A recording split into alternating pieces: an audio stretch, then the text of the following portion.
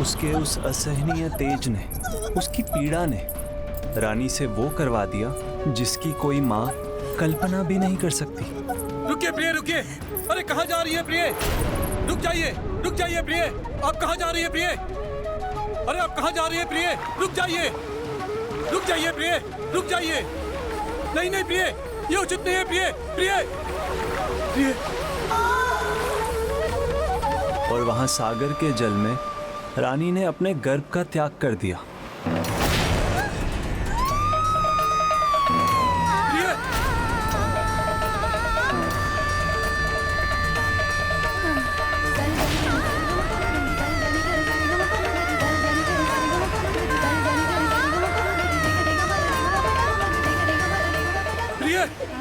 प्रिय। स्वामी, ये क्या हो गया स्वामी? शांत हो जाओ प्रिय। जो हो गया वो हमारा भाग्य था, अब उस पर शोक करने का कोई लाभ नहीं। नहीं स्वामी, ये तो महापाप हो गया। अब मुझे जीने का कोई अधिकार नहीं। नहीं प्रिय, नहीं।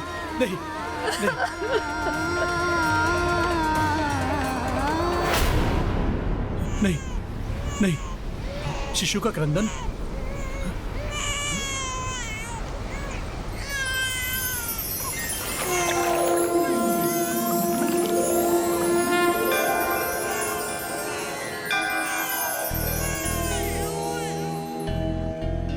राजन, ये आपका पुत्र है। आपके कर्मों का फल आप इसे त्याग नहीं सकते।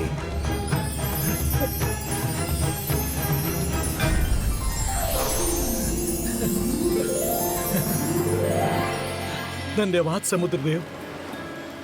दोष मेरा है प्रभु, मैं ही इसके तेज को सह नहीं पाई। हाँ देवी उग्रा, इसमें सूर्य देव का अपार तेज है, किंतु माता पिता होने के कारण यह आपका कर्तव्य है कि इसका उचित मार्गदर्शन हो और ध्यान रहे कि इसका तेज व्यर्थ ना होने पाए। अवश्य समुद्रदेव, आपका यह सुझाव हमारे लिए आदेश के समान है। प्रभु, एक और विनती है मेरी। आपने मेरी संतान की रक्षा कर मुझे महापाप करने से बचाया है। अब आप ही इसे इसका उचित नाम देने की कृपा करें। समुद्र में इसका जन्म हुआ है, इसलिए इसका नाम होगा सिंधु।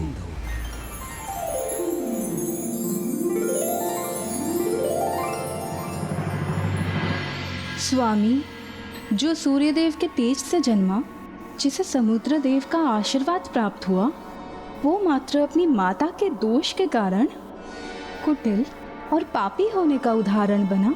नहीं प्रिय, अपने भविष्य के निर्माण का उत्तरदायी तो व्यक्ति स्वयं होता है। उसकी नियति उसके कर्म निर्धारित करते हैं, और यही हुआ सिंधु के साथ। माता पिता के मार्गदर्शन के कारण वो पांव के एक अंगूठे पर खड़ा रहकर 2 सहस्त्र वर्षों तक सूर्य देव की तपस्या में लीन रहा। ओम सूर्याय नमः। ओम सूर्याय नमः। ओम सूर्याय नमः। ओम सूर्याय नमः। और जब उसकी तपस्या उसके चरम पर पहुंची तो वह सशरीर उठकर आकाश में सूर्यदेव की ओर ही बढ़ने लगा। ओम सूर्याय नमः। ओम सूर्याय नमः। ओम सूर्याय नमः। ओम सूर्याय नमः।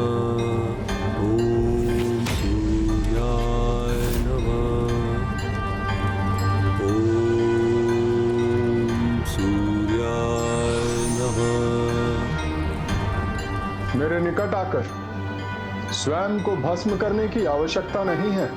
मैं तुम्हारी तपस्या से प्रसन्न हूं सिंधु।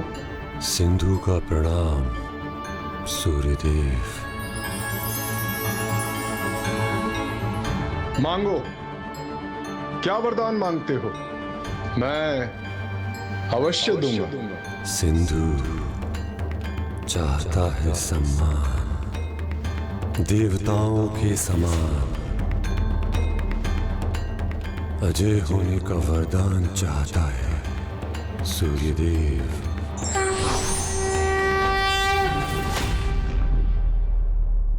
अजय होने के लिए मैं तुम्हें 3 बूंद अमृत से भरा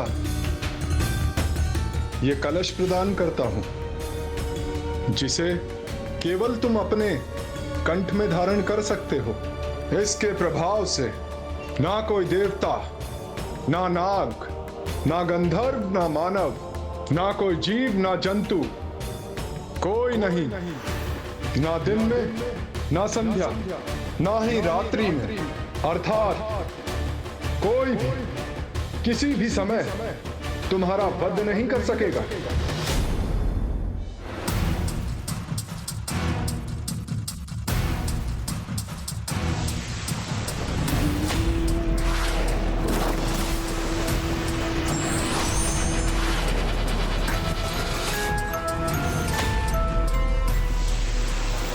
तीन बूंद अर्थात तीनों लोक होंगे मेरे अधीन।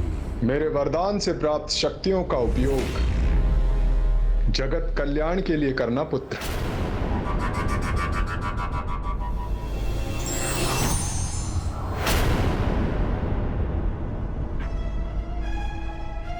सम्मान, वरदान, भगवान, 3 शब्द मुझे पूर्ण करेंगे। दिव्य तेज तो जन्म से ही प्राप्त है, और अब अपने इस वरदान से मैं बनूंगा भगवान। अब एक और थे ऋषि गौतम और देवी अहिल्या, भगवान के प्रति अपनी अटूट आस्था के कारण जो अच्छाई और धर्म का विस्तार करने का प्रयास कर रहे थे। और दूसरी ओर था दुष्टता का पर्याय सिंधु, जो अपने तेज और शक्ति के उन्माद में दुष्टता का ही विस्तार करने लगा। अपने आप को भगवान घोषित कर उसने तीनों लोकों पर अपना अधिकार कर लिया। फिर धीरे धीरे उसने सभी प्रभु भक्तों को अपनी भक्ति करने पर विवश कर दिया, और जिन्होंने ये स्वीकार नहीं किया उन्हें उस दुष्ट ने मृत्युदंड दे दिया। तीनों लोकों पर विजय पाकर वो सभी से अपनी पूजा भी करवाने लगा। भगवान सिंधु की, भगवान सिंधु की, भगवान सिंधु की। तब देवताओं के अनुरोध पर मैं उसे रोकने गया।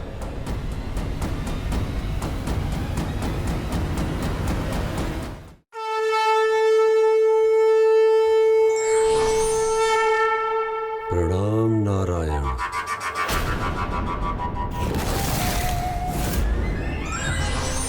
हो गया सम्मान जितना होना था।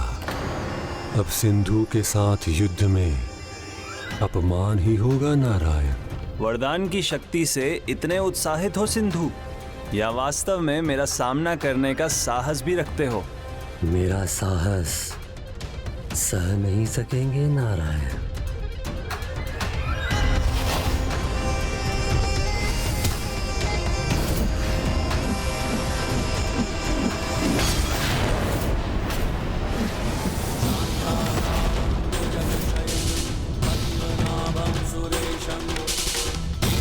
तुम्हारा वार तो मैंने रोक दिया सिंधु, अब तुम मेरे प्रहार का सामना करो।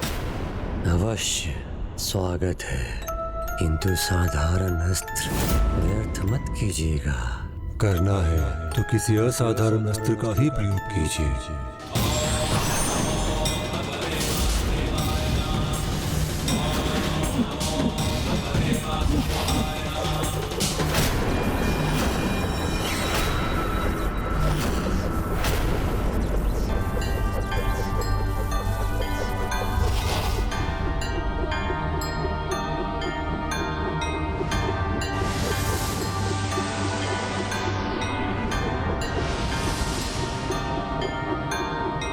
ये कैसे संभव है? इसने प्रभु श्री हरि नारायण के सुदर्शन चक्र को धारण कैसे कर लिया? मेरा सुदर्शन चक्र थामकर उसे धारण कर सके, ऐसा असाधारण योद्धा तो मैंने कभी नहीं देखा सिंधु। तुम युद्ध कौशल में अत्यंत निपुण हो। जो आपका है वो आपको लौटाता है सिंधु, किंतु बदले में वरदान चाहता है।